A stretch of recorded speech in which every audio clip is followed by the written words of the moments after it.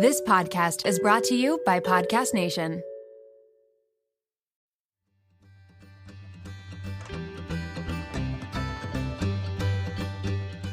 Welcome to As a Woman, Fertility Hormones and Beyond.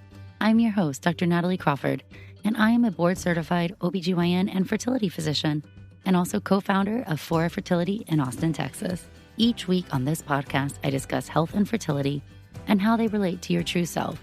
Become a part of the community of collaboration that amplifies others as a woman. I hope you enjoy the episode.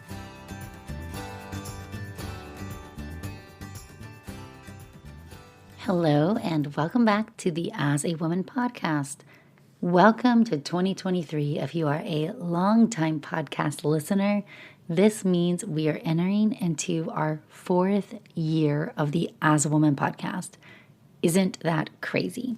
I'm so excited and so proud and just truly so honored that so many of you have spent your most valuable commodity, your time, here listening to me and the podcast. Today I want to talk about when to have kids. And I know that's a vague question. And a lot of you who listen to the podcast maybe are trying to have kids, so this might annoy you. But ultimately, let's think about it as family planning, ultimately in multiple realms. And when should you have one kid? When should you have the next? And a few things that really I just wish people knew when they were thinking about their family planning. Before we dive into this, I do want to cover this week's Fertility in the News. Well, for this week's Fertility in the News, I want to talk about Ricki Lake and the business of birth control. She has been making a big stink lately. She did a documentary, The Business of Being Born, which really put down hospital birth and doctors and was talking about how amazing home birth is, and separate topic completely. But the one thing I'll say about that is I believe that giving birth isn't about you giving birth, it's about the baby. I have seen so many circumstances where things went from low risk and fine to terrible in mere moments. And I would never want anybody I love or care for to not have immediate access to higher level care for their baby or their self if they needed it. Childbirth can be deadly. So back when she came out, Business of Being Born, I was not a fan. And now she's tackling the business of birth control. And a viral clip went out there saying birth control pills are putting you into menopause. I think she says hormonally or scientifically, being on birth control is like being in menopause. And she goes on to some other crazy things about how it changes your pheromones. And it's the reason why people are getting divorced because they're on birth control and they become attracted to the wrong person. I don't know about you. I didn't become attracted to my husband because of any scent or attraction on that level.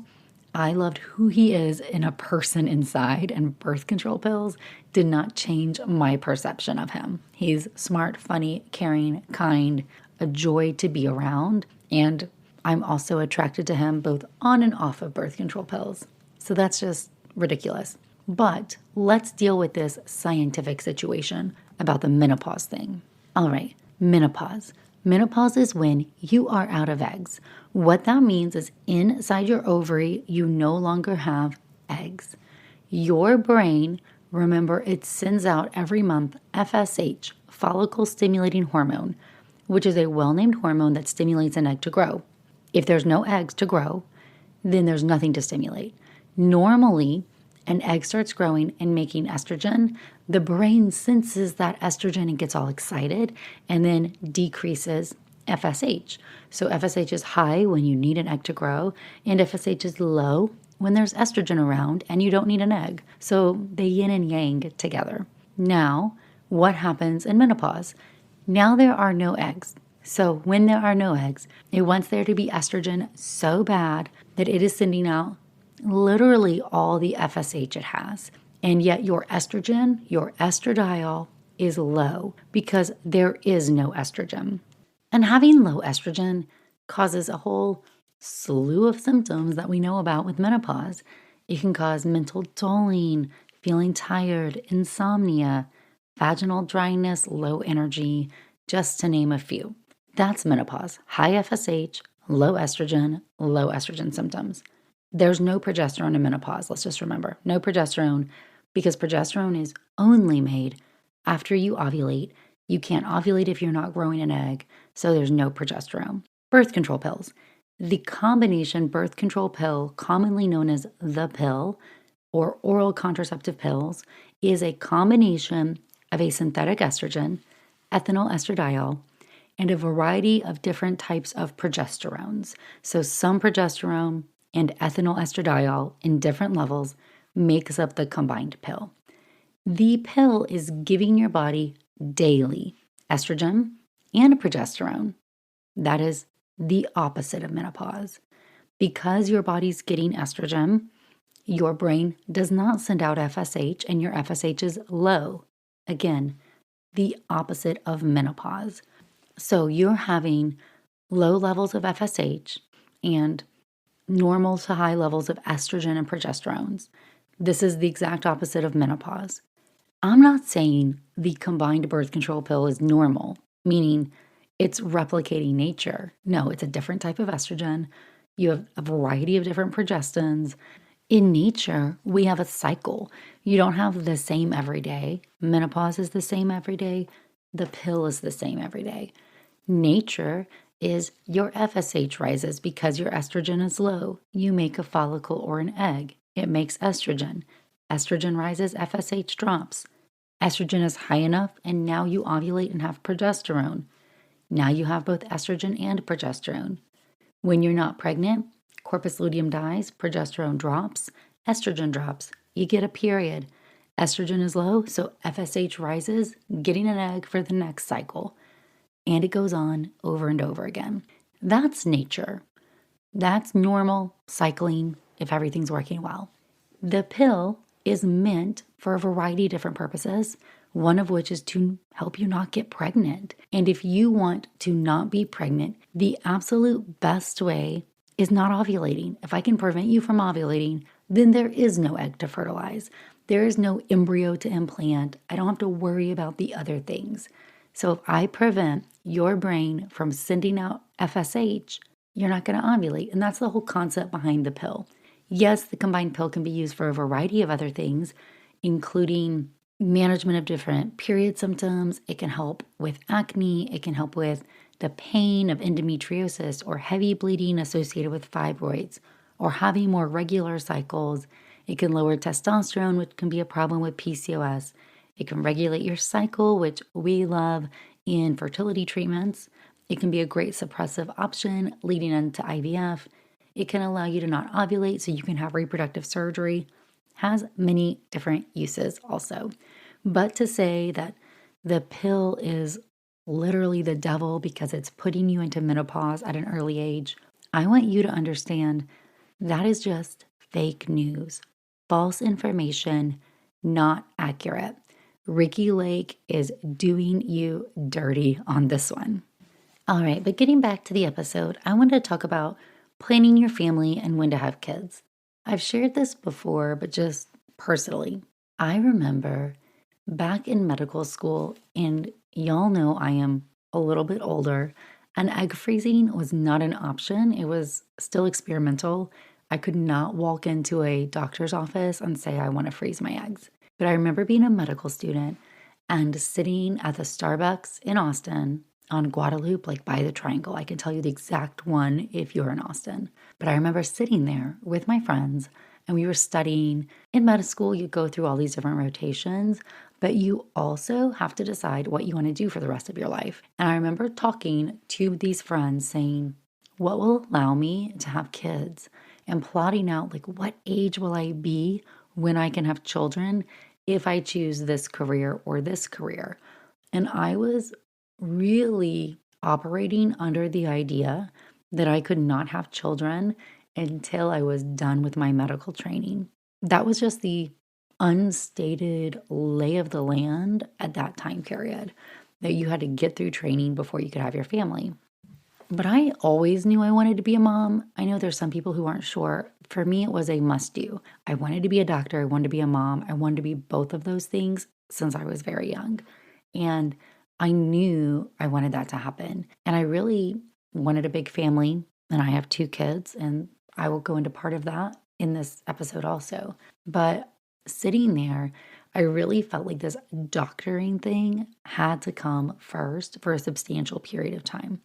And I think there's a lot of us who feel that way about our careers, or that we make these assumptions about what we can or can't do. In the end, I guess fast track, if you're newer here, I chose emergency medicine. So I was an ER doctor for a year. I matched into one of the best ER programs in the country. The reality is, I just loved taking care of people clinically. I loved getting to know people. But I really quickly in emergency medicine found out a couple of things. I needed to be a bigger part of my patient's story. And I know that sounds maybe like it doesn't make sense. And as a medical student, I didn't know this, that I needed continuity of care.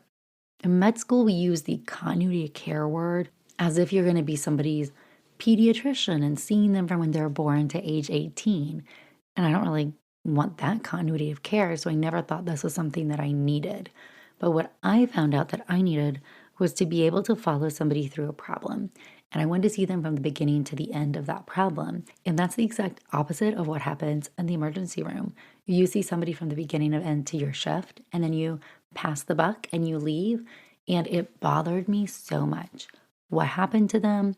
Did I do the right thing? Are they okay? Did I diagnose them right? How are they doing? I needed that follow-up. I needed to see them through the problem. And ultimately, that led me to having a critical moment where I realized that I needed to pick a field that really brought me joy, and that I could figure out the other pieces of the puzzle, how much or how little I wanted to work, what my schedule would be like, and when I had kids somewhere later down the road. And I say that because part of why I chose emergency medicine, I liked all the clinical things, and people in the ER are really fun and cool. Like if you know an ER doctor in your life, they are fun.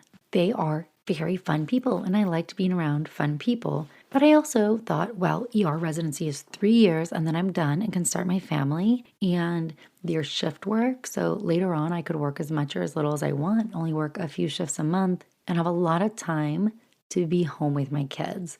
This shift work murdered me, going from days to nights, and these really long stretches of work really was so bad for me, right? I'm an Enneagram 1, I'm a type A.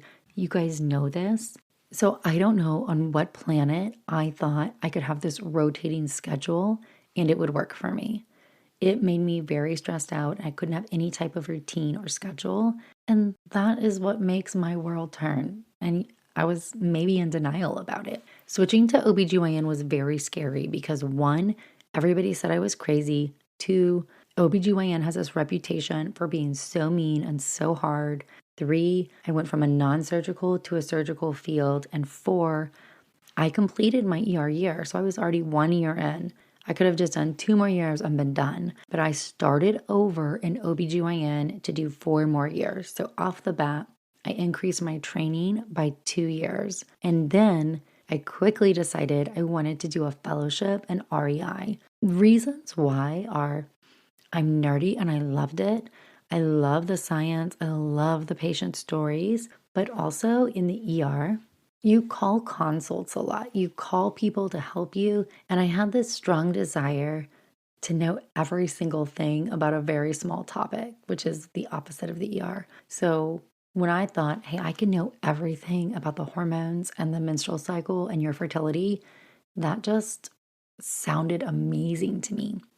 Okay, so I took a 3-year fellowship, and suddenly now I have signed myself up for 8 years of postgraduate training. That's insane. And I had to shift when we wanted to have kids. And I wanted them. Remember, this was one of my goals. And all I had ever done for family planning was put it in the future. When I'm done with training, we'll start to have kids. And I was married. We got married in our 3rd year of medical school. So obviously, some people are waiting to find a partner. That wasn't my situation. But I now had to face the reality of I'm going to have to start trying for kids somewhere in this training process. And when is that going to be? And what is that going to look like? And what am I going to do? And I have a lot of things to say about it. And we are halfway through the episode, and now we're going to get to the meat of it. So Hope you didn't mind me sharing a little bit about my personal story in this.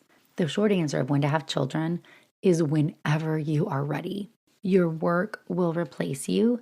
You can still make career strides after you're a parent. And I will tell you, I have been more successful since I've been a mom. Have I been busier?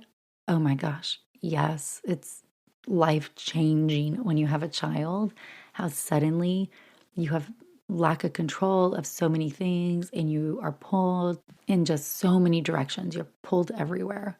But I've also really centered on this idea that it better be worth it. What I'm going to do and give my time to, it better be worth not spending time with my kids. It better be worth it. It better spark this creative, joyful side of me, intellectually be curiosity. It better add to me and make me a better person and make my life better, because those little people, they're amazing. And I would love to spend all the time with them. And so it's allowed me to evaluate things and truly, as somebody who's a pleaser, say no to a lot more opportunity and fine tune what it is I spend my time on. But I had this fear that I just wouldn't be able to accomplish these things after I became a mom, and that I needed to accomplish all these career things first. And I still did. I still felt that way through medical training, and I did not start trying to have kids until after I was accepted into REI fellowship. REI fellowship is really competitive. So that's reproductive endocrinology and infertility. It's a 3-year fellowship. Half of it is research and half of it's clinical. There's so few programs all over the country. In a given year, there's between 40 to 50 spots. And you have to do all this research and residency. And I really gave it all to try to have this job that I love. But so we made the plan, we'll wait until I get in. I didn't have a backup plan, but I wait till I at least get in, and then we'll start trying. And I was so unprepared for how hard it would be. A few things. One, I'd been on birth control pills for eternity. Now, I love the pill. I know we talked about it earlier, and everybody has their own thing. And if you don't love the pill, I'm fine with that. It doesn't matter to me, but I love the pill. It makes my skin good. I like not having a period ever. I love it.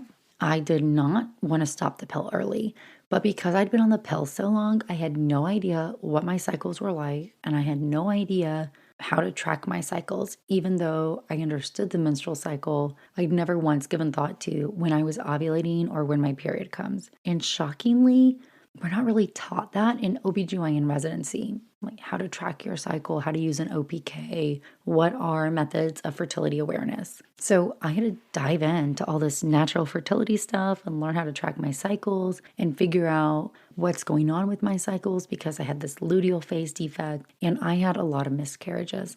I think I'm going to have to rename this episode to When I Decided to Have Children, because I'm using my experience to give you advice. And I swear there'll be some professional tips in here. I was cliche, I've been on birth control pills. I've been preventing pregnancy for so long, and now I can't get pregnant. I don't even know what to do. I was so overwhelmed by loss. I had some traumatic loss, bleeding while running the L&D floor. I remember doing C-sections and overseeing the floor while just hemorrhaging. I remember stopping on my way home because I was bleeding through my clothes to go to a bathroom and started throwing up. I was so sick. And it was really hard to help people have their families and yet be constantly miscarrying. And my 4th pregnancy was an ectopic pregnancy. And this one was really what just sent me over the edge, because I had no risk factors for an ectopic and my initial hormone levels looked really good. Jason was actually at a bachelor party for his best friend in Vegas, and we were in North Carolina at this time. I was a fertility fellow, and my nurse had to give me methotrexate. Jason had to fly home. It physically was so terrible. And then I had to take a break from trying, and I really was so depressed during that time period. And this is when I decided to make some really big overhauls on my life and our lifestyle.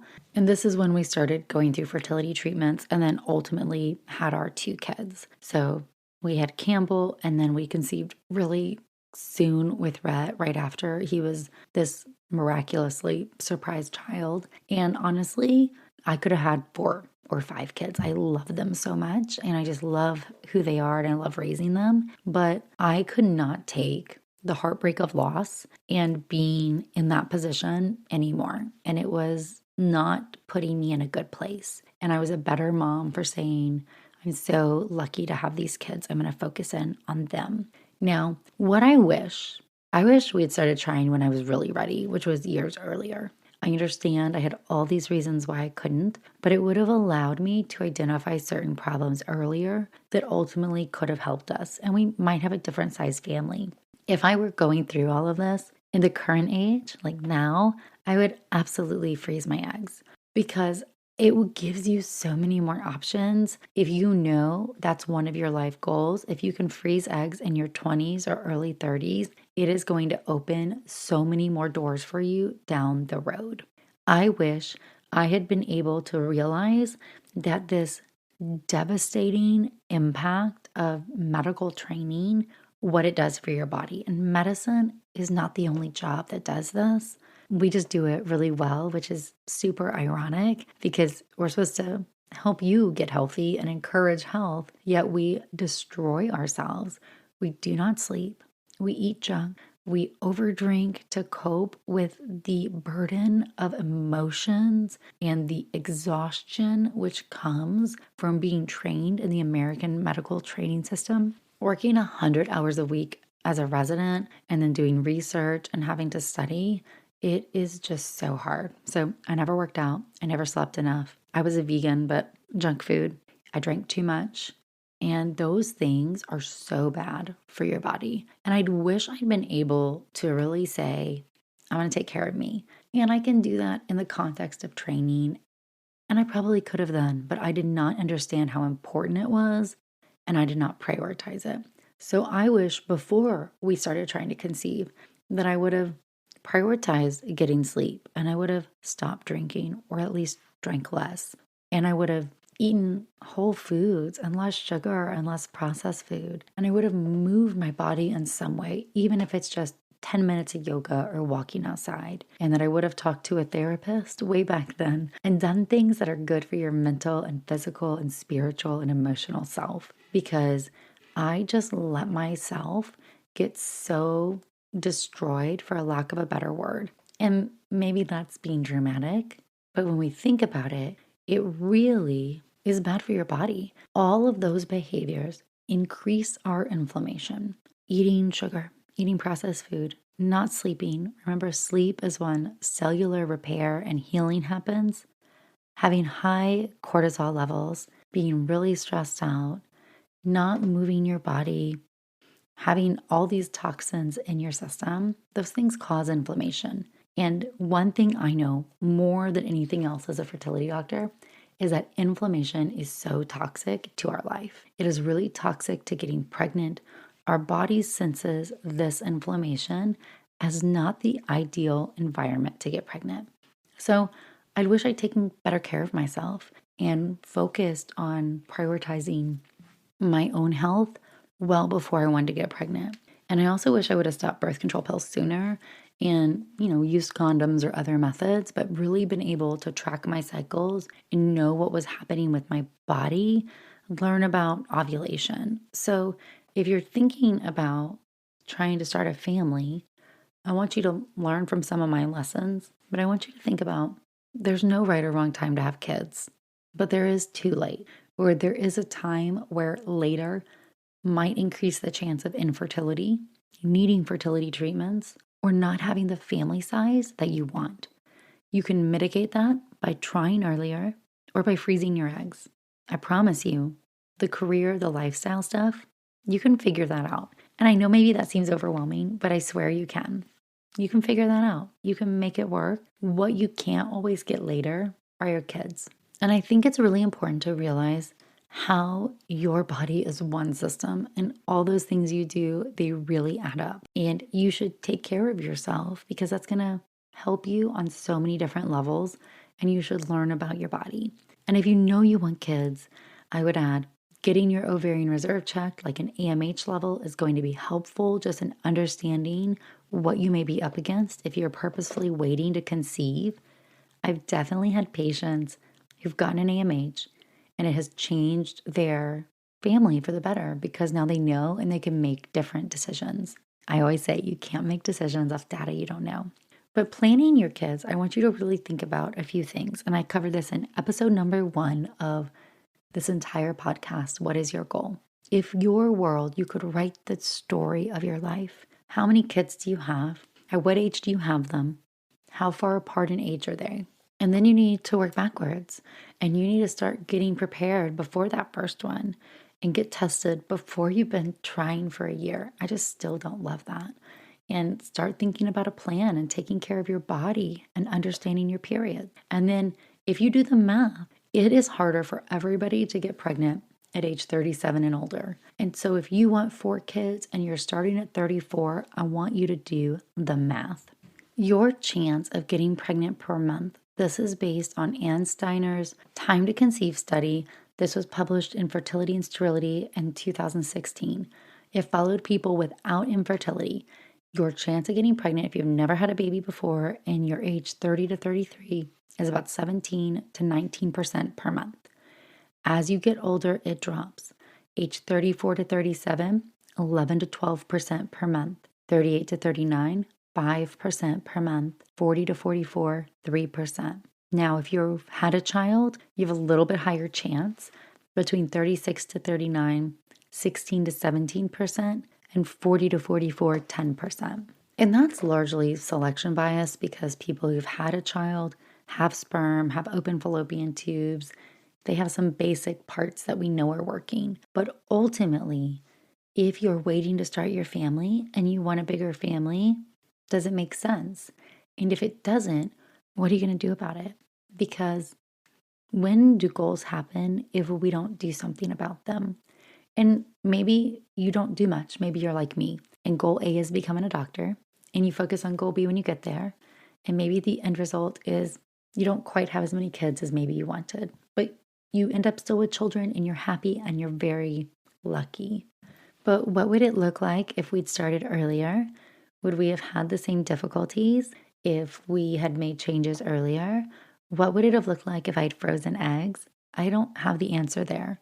But those are things that I have to sit with, and I want you to really think through these because you might be at a time now where the decisions you make, how close together your kids are going to be, or what you're going to do next can change your entire life. Lastly, fertility is not guaranteed. Just because you had a baby once doesn't mean you'll be able to get pregnant again. Secondary infertility is real. And so I don't say all of this just to try to make you feel bad if you've been trying and you say goals are worthless because it's not working. But I am trying to share a little bit about me and my story and the things I've learned along the way and trying to encourage people to really not put trying to get pregnant or even thinking about their fertility or that second or third baby on the back burner, but make it a more active process. All right, now I'm going to answer some of your fertility questions for fertility's sake, FFS. Every week I dive in and I answer some of your fertility questions. These are questions that you leave on my Instagram. Every Monday, I will put a question box up. And so feel free to go in and ask a question and we will answer it every week here. And sometimes we will do Q&A episodes. You can also call the As a Woman podcast and leave a voicemail, 657-229-3672. I love episodes where we are answering your voicemail questions. All right, so advice on recovering from a miscarriage, specifically a blighted ovum. I have personal experience on this one, and it is not very fun. The reality is, one thing my doctor told me that really stuck with me was that not every pregnancy is going to make it. We can have hopes and dreams for an embryo or pregnancy, but in the end, not everyone's going to become one of our children. And so just because it wasn't meant to be means there's nothing you could have done that would have changed the outcome. And you need to release your mind of all the what ifs. Did I do something wrong? What if I hadn't done that? Should I have taken more of this? Was it that workout I did? What about that time we had sex? None of those things caused your miscarriage.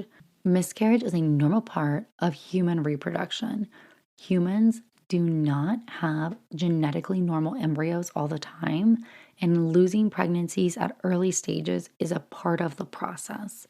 Just believe that it is one chapter in your book, and the book is going to get better, and hold on to that belief and try to not let yourself get overwhelmed with the anxiety. How often do you see Ashermans after one pregnancy ending in D&C?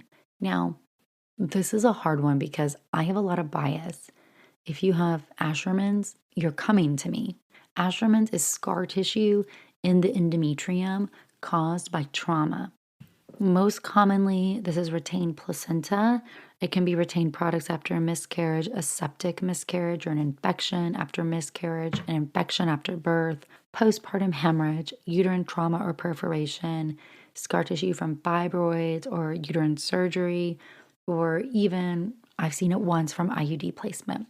However, if you don't have Ashermans, you don't come to me. So of course I see more of them because they get referred and I'm the specialist for this. I will say overall, it is rare to get Ashermans from one D&C if everything goes normal. But if you have a complication, that can change things. And the biggest complications I see is one, uterine perforation or a hole in the uterus. And number two is retained products, not getting everything from the D&C or needing repeats. So if you're not getting everything, or how do you know? That's why I always recommend following HCG levels down or pregnancy tests down. Get your HCG all the way to 0, and then you know all those placental cells are gone. As far as poking a hole, this is usually something that is detected at the time of the procedure. I will say much less common now because typically it's done with ultrasound. People are very careful. We use suction. It's a very different than it used to be when you use blind curettes. Although in emergency situations, I've still seen it happen. But typically that's for postpartum hemorrhage or placental issues after birth or a second trimester birth because the uterus is bigger and thinner than it is in the early first trimester. Ultimately, low. If you get your period back, that's a great sign. If you don't get your period back after a D&C, you should schedule an appointment. If you're worried, ask your doctor for imaging. That's easy to order, and we can just make sure that there is no issues. All right, next, how to deal with an azoospermia diagnosis. This is so hard. Azoospermia is having no sperm. One of the patients that always will be in my mind is this couple who started trying to get pregnant at age 36, and they tried for a year. They actually asked their OBGYN if they could get a referral, and their OB reassured them, wait for the full year. They then came in to see me, and we did the basic fertility evaluation. We did an HSG to see if the uterus and fallopian tubes were normal, checked ovarian reserve, and checked sperm. And sure enough, there was no sperm count. This was a type of azoospermia where it was obstructive. So luckily they were able to go in and extract sperm from the testes, and then they had to do IVF. And this patient just always felt like they wasted so much time, and a simple semen analysis months to a year earlier could have saved them all of that time and heartbreak and made their chance of IVF better because they would have gotten to start it sooner. So to me, this is just a hard diagnosis. Ultimately, azoospermia can be obstructive like the patient I just talked about. Even though that stinks, you still can genetically conceive. So I think that is easier to cope with. You have to accept doing IVF and what comes with that. But if it's true azoospermia, not an obstruction, just there's no sperm being made, I think that is harder because that means you're going to have to not have genetic children with your partner. Use a sperm donor or adopt, embryo donation, something else. I will say this, there is so much more that makes a family than genetics. And maybe you're going to tell me it's easy for me to say, but it's easy for me to say because I've seen hundreds of families, beautiful, loving, amazing families who not both parents are genetically related to that child, and it does not matter at all. If anything, it just speaks how much they both believed they wanted to raise a child and how loved and desired that child was. So try to hang on to the fact that family is people who love you and care for you and put your needs above their own, and not who we're just genetically related to. All right, next is PCOS. How many rounds of letrozole should we do before moving on to another treatment while trying to get pregnant? For this one, it really does depend. Personally, I like to check everything before you do any treatment. I like to check that the uterus and tubes are normal and the sperm count's fine before you give letrozole or Clomid for anovulation. A good example is the patient I just spoke about. If we go and find out there's no sperm and you've been doing letrozole for a year and paying for it, so frustrating. But I do know that some OBGYNs or family practitioners, especially in more rural areas, might prescribe ovulation induction agents to a young patient with no risk factors and then do testing after. And I'm not saying that's wrong.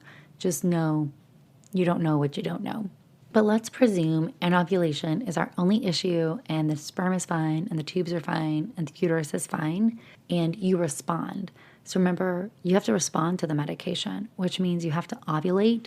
That can be detected with ultrasound, a progesterone level a week after ovulation, or by OPK. But you need to confirm that you ovulated, and that itself may take multiple months or cycles because you might have to go up or go down in dose. You also don't want to have 6 follicles respond. You're typically looking for 1 to 2 based on your age. So goal number 1 is it might take time to find an ovulatory dose. Number 2, once you find an ovulatory dose, then how many months do you do treatment before you move on?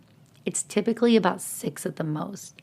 Not everybody will do all 6 treatments, but after 6, if you're not pregnant, it starts to statistically become less likely that you'll get pregnant. It's not 0, and so I never say never in there's circumstances, but definitely if you're not pregnant after 6, you should be talking to a fertility doctor about what to do next.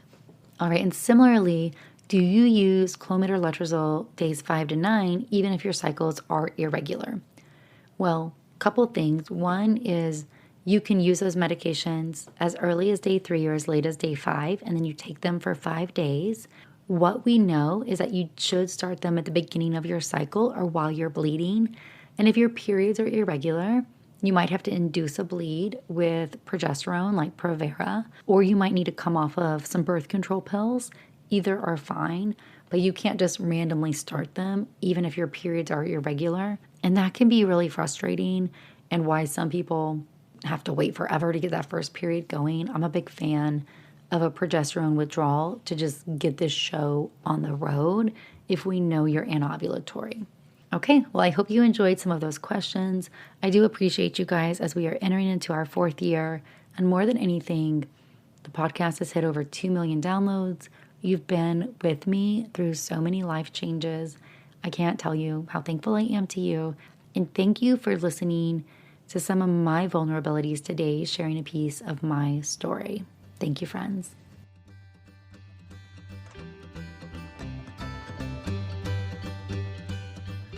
Thank you all for listening to As a Woman. It would mean so much if you could rate, review, and follow the podcast to be notified of new episodes every Sunday. I hope you learned something new, and I hope you share it with someone in your life. Be sure to follow along on Instagram at nataliecrawfordmd and check out the YouTube channel Natalie Crawford MD. If you're interested in becoming a patient, you can also follow Fora Fertility. I'm so thrilled to have you here, part of the community that amplifies others as a woman.